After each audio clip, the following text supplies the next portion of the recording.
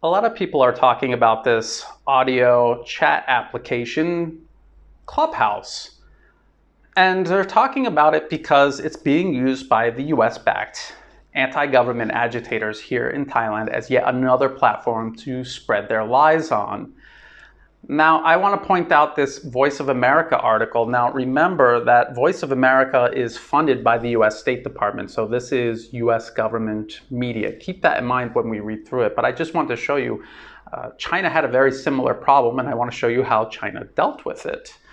China blocked Clubhouse app fearing uncontrolled public discourse. And of course, it wasn't public discourse that China was blocking. It was lies. It was US lies that they were blocking. And it says so in the first paragraph. For a brief time before Beijing banned the audio chat app Clubhouse, tech-savvy Chinese joined global discussions on taboo topics.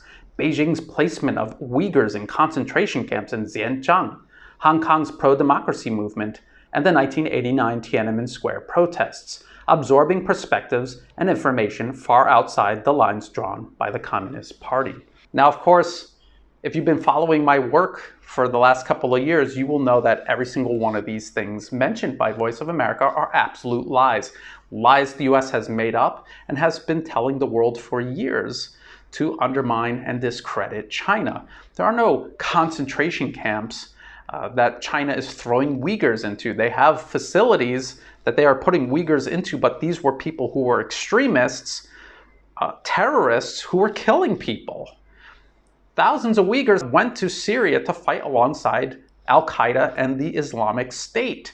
Of course, China has to do something about that very serious problem. They are putting people into these facilities to rehabilitate them and reintegrate them into Chinese society. They are brainwashed. They are extremists. China is trying to undo that. The protests in Hong Kong were not pro-democracy. Democracy is a process of self-determination.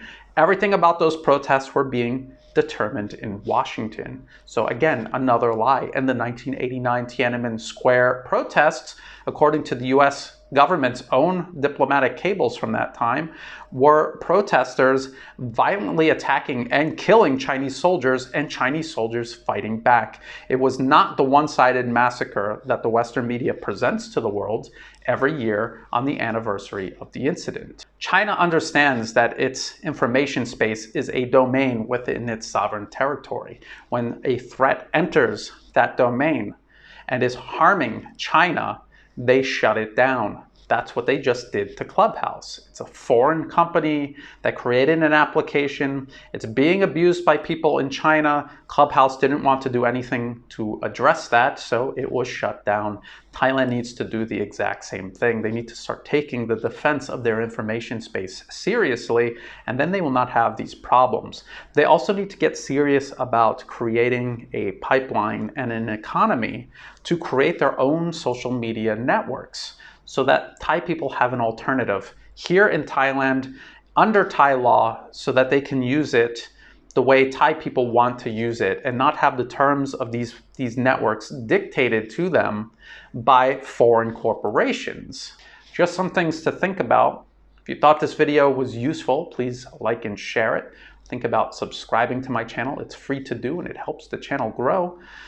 Please check the video description for the link to this Voice of America article, as well as to ways you can help support my work by becoming a Patreon member. And as always, thank you for watching.